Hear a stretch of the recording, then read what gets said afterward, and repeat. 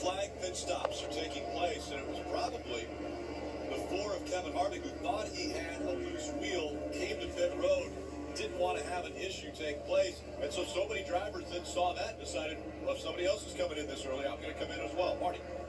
Yeah, Kevin thought he had a loose left side wheel, and eventually they decided to come down pit road. But about 30 laps into the run, it was far enough into the run, they were able to make it last long enough that it seems to be dragging everybody else down pit road, including Brad Keselowski, who was running in the 8th position, hit the wall. He fell back into about 23rd spot. We see Kyle Larson on pit road, Joey Logano on pit road. We see Jimmy Johnson, Chase Elliott. So Harvick making a big advantage here because everyone else coming down pit road when he had that loose wheel, Kelly. And that's Austin Dillon, who's been running inside the top 10 most of the night. You saw just a slight chassis adjustment. He's also been working the track bar inside the car for Goodyear Tires fuel. Austin will make his way off of pit road. Last night I had the opportunity to sit down with Kelly Earnhardt, Kerry Earnhardt, Dale Earnhardt Jr., and Richard Childress as they were talking about Dale Earnhardt and what he was able to accomplish in his career, especially right here at Darlington, as we see the 11 of Denny Hamlin. Again, he's still out front, but hasn't cycled through his pit stop yet. Okay. Rick, interesting to note here, the 5 is one of the teams that is down a set, has used more sets than most of the front runners. So just keep that in mind. Got a couple left now, but down 1. It'll be interesting to see how Hamlin cycles out compared to Harvick, who came to pit road first. Kevin Harvick scored the first car a lap down. Right now, Harvick's running 6th. Well, interesting decision for the 11 to stay on the racetrack, because now we see the 41 Kurt Busch deciding to hit pit road. Kelly. And he pits from the 3rd position. Kurt Busch is saying that his car continues to get looser as these runs go on. So they're going to make an air pressure adjustment. They're also going to look just to make sure if they need to pull out that right rear fender. As he said, it hit the wall. It doesn't look like they needed to do anything there for Goodyear Tires and fuel, Dave. Not to be caught losing time on old tires, Martin Truex Jr. hits this road in the 78 car. Again, 4 tires and fuel for him. The car has been on balance most of the night. Just little changes to keep up with the changing conditions here. Perhaps another air pressure adjustment. And the crew's been doing a pretty solid job. He's lost a couple of spots on pit road. Had a gun misfire earlier. This one looks clean and smooth. This is frustrating for crew chiefs, Rick, because as you mentioned and Marty documented, the 4 came because they had a loose wheel. So at a normal racetrack, you would just say, well, too bad for them, we're going to hold them a lap down, but their new tires are just so much faster. The other crew chiefs, I won't say a panic, but have kind of been forced off from what would be a conventional strategy. We've yet to see Denny Hamlin pit. He's still on the racetrack. Now, while he's losing time, what he has done, there's only 3 cars in the lead lap. Because he's staying on the racetrack, he has basically almost the entire field a lap down. But you see as Dale Earnhardt Jr. in the 88 easily goes by, how much slower the whole tires are. But he's going to give up a lot of time, not only to Kevin Harvick, but Martin Truex Jr. that just did it. He's going to be giving up a lot of time to him. He and Kyle Busch both and still not did it. He's lucky enough to get a yellow. He'll be in the driver's seat. Kelly? And now as everyone comes down pit road, that's Paul Menard there in the 27. You see the wrench going in. They're going to make a chassis adjustment. He has a car that's been just firing off too tight, but seems to come around later in the run. One thing that the 11 does have going for him with 60 laps to go, he's gotten to the point now where if he can get about 5 or 6 more laps out of this set of tires, that he feasibly could make the distance on one more tank of fuel, where these cars that pitted earlier cannot. So the speed difference, Keselowski at 17th just blew right by him. You just cannot, there's no way he can defend against new tires. Right now, Denny Hamlin, Kyle Busch, the only 2 cars that have not been to pit road yet under this cycle. I want to take a look at tonight's Ram Guts and Glory, guys. Well, we talked about just how difficult this racetrack is. Well, going over 3 hours and 15 minutes of race time, execution, it's a long race. The crews are tired, the driver's tired, the crew chief's exhausted. Can they make the right decision? And then it comes down to the end of the race, Jeff. That's right. Those final restarts, final pit stops, all those things have to go right. And although it's not a real hot day, this is a physically grueling racetrack. It requires mentally to be focused all the time, and also physically it requires a tremendous amount of attention. So, long race, stay in the game, don't make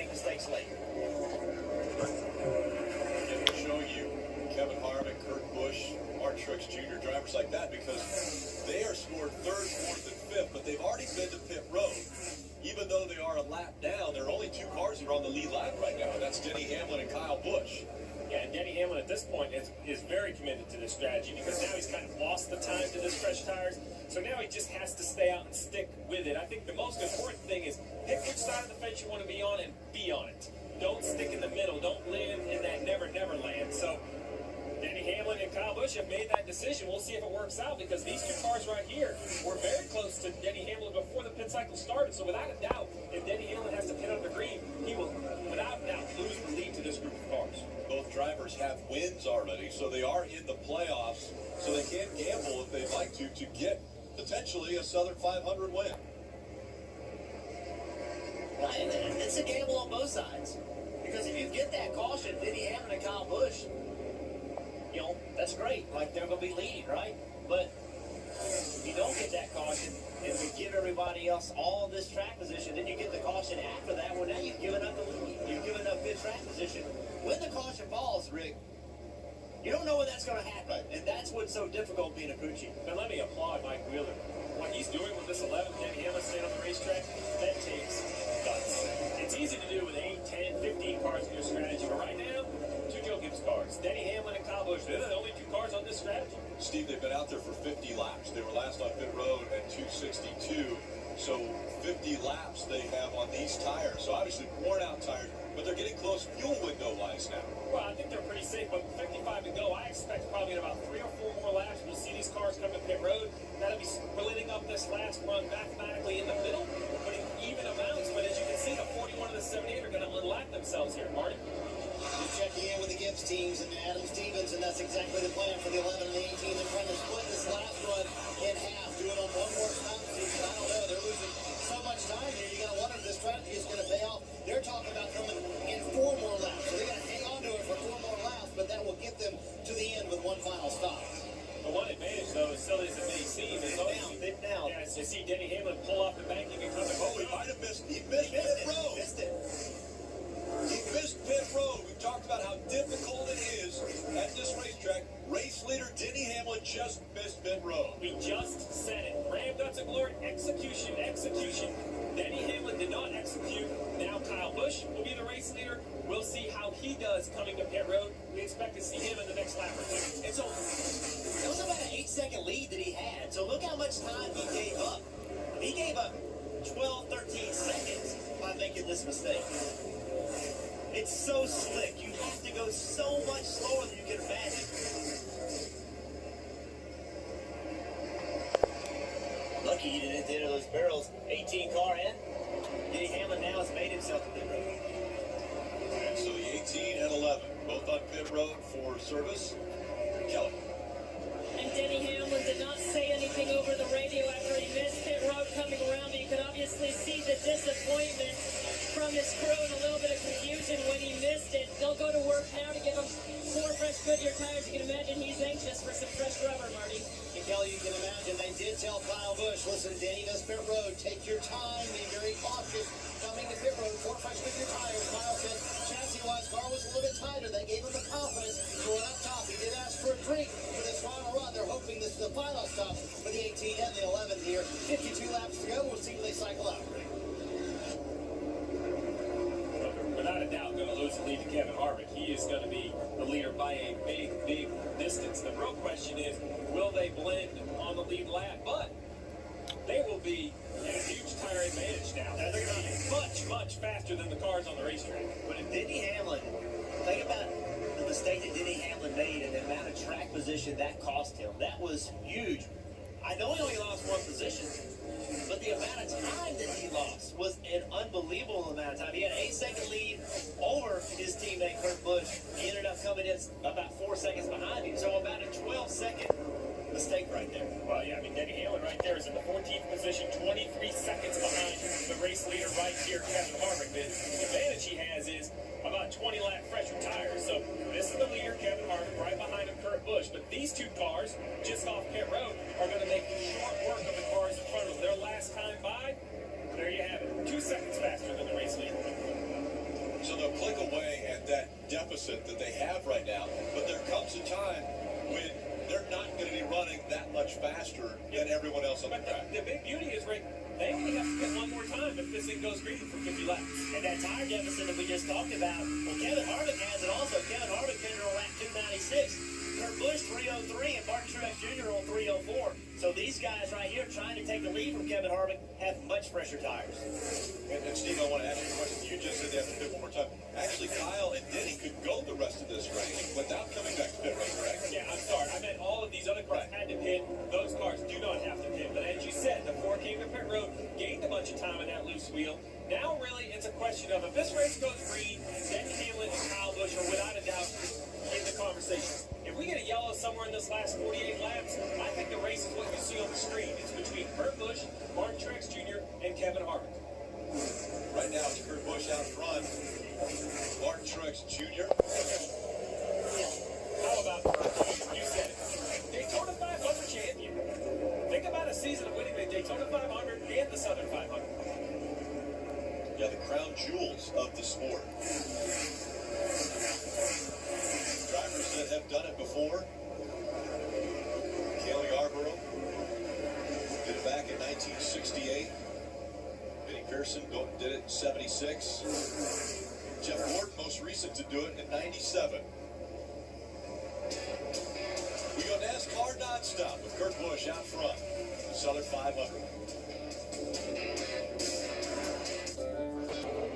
Still out front, it's Martin Truex Jr. here in the Southern 500 coming up after the checkered flag on NBCSN. Will be continued post-race coverage all the way till midnight. Right here from Darlington. 8 live hours of coverage today, and what a day it has been. It started off with F1, then IndyCar, and now, as Ken Squire put it, dessert. The Monster Energy Cup Series from Darlington. Just last Dale Earnhardt Jr. right in front of him is Michael McDowell. You know, Jr. certainly wanted the caution to come out before they get by McDowell because Dale would be the first car lap down currently, but close it quickly. This is the longest green flag run of this race. It's been 62 laps that they have gone green. You see right here, Martin Truex Jr. working the top, turns 3 and 4. He just got through the middle of the corner really well, accelerated off the corner, got to the outside of the 41, and I think Kurt Busch realized with 39 laps to go, maybe a good strategy. Get to behind the 78, manage his tires a little bit. We've seen consistently that the 78 is good on long runs. Their cars seem to excel, but you have to kind of wonder where Denny Hamlin is now in the mix. Back at 9, 11 seconds behind. Remember, we saw him miss pit road. That seemed to be about a, 6 to 8 second mistake. He'd only be 2 or 3 seconds behind the leader without the mistake, but his lap times are currently good enough that I think he's going to get back in the mix. I just don't know if there's time with 38 laps to go. It's going to be whether the 78 decides they can make it on fuel or not. And I had mentioned earlier that the 11 of Denny Hamlin could make it easily on fuel because he came onto pit road at lap 315. Martin Truex Jr. is right there on the very outside of the fuel window. If he wanted to push it, would that be a gamble that you would take? I think you have to at that point if you think you can make it on fuel. But let me tell you, you could be taking those 4 Goodyear Eagles to parts unknown. 60-something laps on a set of tires here. It's not just a question of have you lost grip. The question is physically, can they make it that far? Well, as slow as you've been going, you may not have to save fuel. Like it's going to that'll do it for you. You know, the tires they'll help you with that. Boy, and you see right here, so last pin all around the lap 300, but that 11 car down in 8th, the 18th down in 10th. You see that almost 20 laps fresher tires, 20 laps more fuel. I think that their concern right now is to do what Denny Hamlin is doing right there in that red number 11, which is go hard, push the issue, push the effort. He's passing Jimmy Johnson right here to the 7th position. And I know Denny Hamlin, very competitive guy. Right now, he is fuming about the mistake he made getting on pit road. He wants to overcome that mistake for his team. There's 11 seconds back. 36 to go. There's enough time to get there. There's enough difference in speed between these newer tires and older tires. There's enough time. Kelly. All right. Talk about another competitive guy. That's Kurt Busch in this 41. We showed Martin Truex Jr. getting around him. Well, that wasn't a strategy move. Kurt made a little bit of a mistake and was kind of cursing himself over the radio. Nothing recorded. Not on the thing recorded. Tony Gibson, if they were going to stop again, they told him no, not unless the caution comes back out. He kind of laughed. He's kind of kicking himself. He feels like maybe he shot the right rear tire. celebrate, by the way. They have figured it out, at least to start off the 2017 season. They were able to celebrate winning the Daytona 500. See old man there up on the left. Tonight, this was in February. This is how you celebrate when you win the Daytona 500.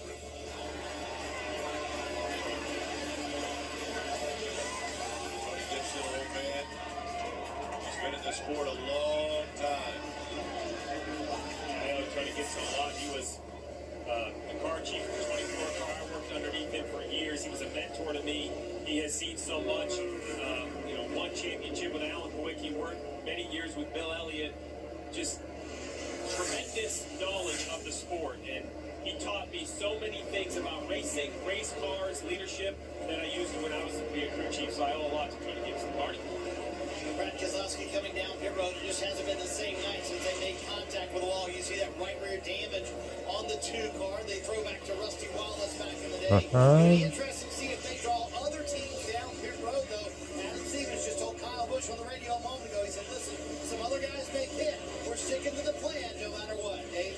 Matt Kenseth was told they definitely would pit one more time. Matt had been coming forward in the car. Balance. Just trying to do the fast Matt money was too. trying to do the strategy with crew chief Jason Ratcliffe, and then he said, never mind. I'll stop talking, and I'll drive the race car. He's been doing that.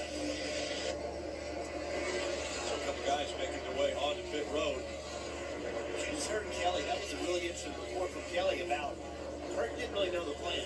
Right. So Kurt took off running hard like they were going to split this in 2 as well and come in and get tires. And now he's like, oh, I may have messed up because I pushed too hard. So saving tires is very important. You need to do that early part of the run if you can. Dave.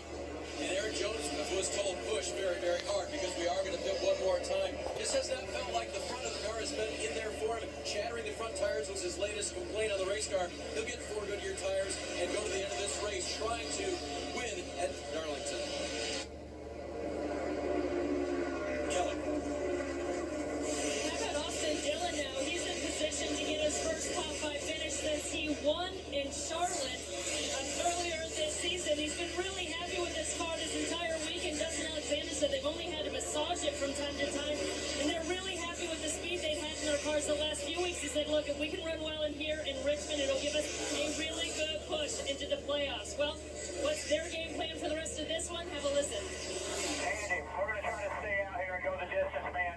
Come to manage the tires. Yeah, hit for us. Copy that. So you heard him say they're going to try to go the distance, and I can tell you quickly, I keep hearing Kurt Busch continue to ask about the game plan for that 41. Now they're trying to go 67 laps.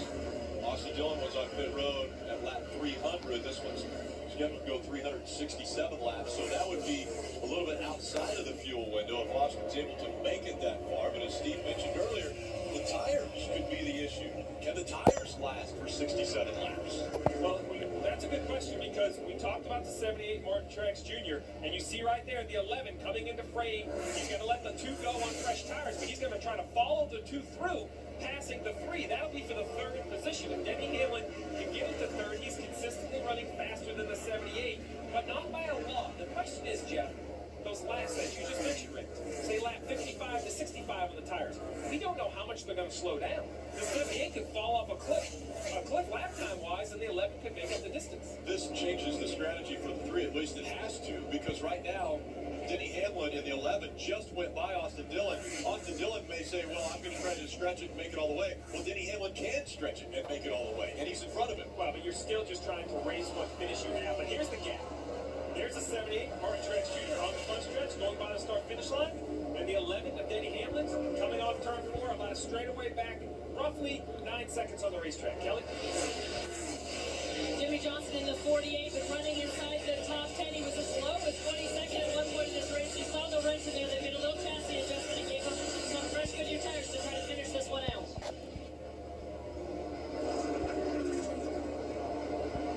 And so 48 coming off of pit road.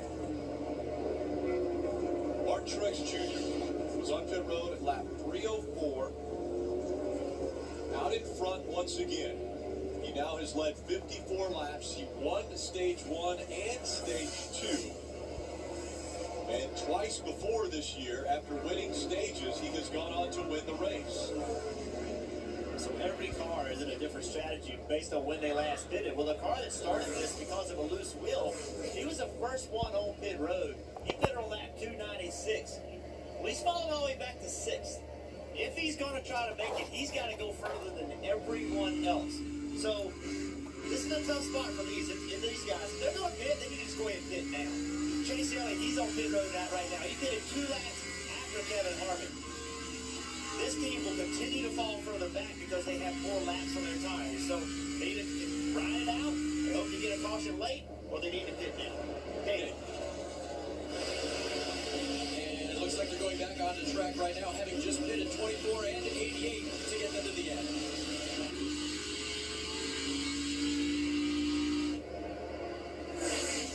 Fresh tires for Chase Elliott in the 24. How will they work?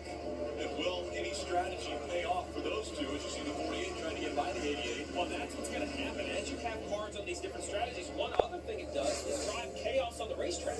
Because now the closing rate, Jeff, you mentioned it earlier, 20 miles an hour between old and new tires. So if this is going to make it very hectic. That usually sometimes leads to a yellow when you have one of those fast cars run over one of those slow cars. And the one thing that's also happened, Steve, is that now Denny Hamlin and Kyle Busch have passed enough cars on these newer tires. Well, yeah, if the cars that came out now, they don't have the lead like they had, but they're in 3rd and 4th. So they're close enough to get this done. So having the speed and being able to run long enough has gotten them in front of a lot of these guys. And there it is. Miles per hour comparison. The last lap, Denny Hamlin, 159 miles an hour.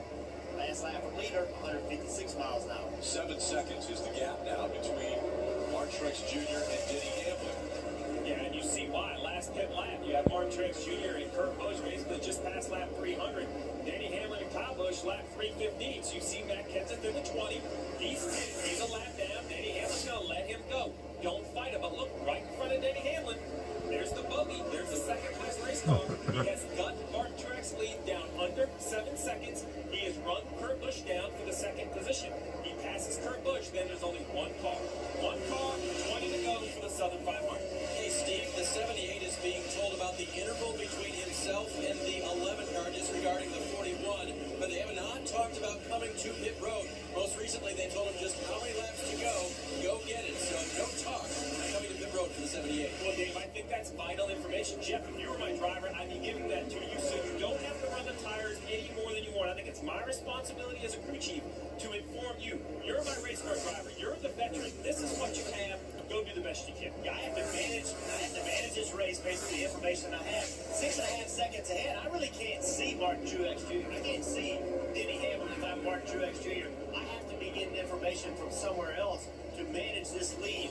It's 19 laps to go. Only got to win this race by a car length. And give the trophy. Even that, you don't even have to. Yeah. Give the trophy for a car length. It doesn't matter if you're 100 or 1. It's the same trophy. You have to manage the amount of laps that are left with the amount of time that Denny Hamlin is catching you.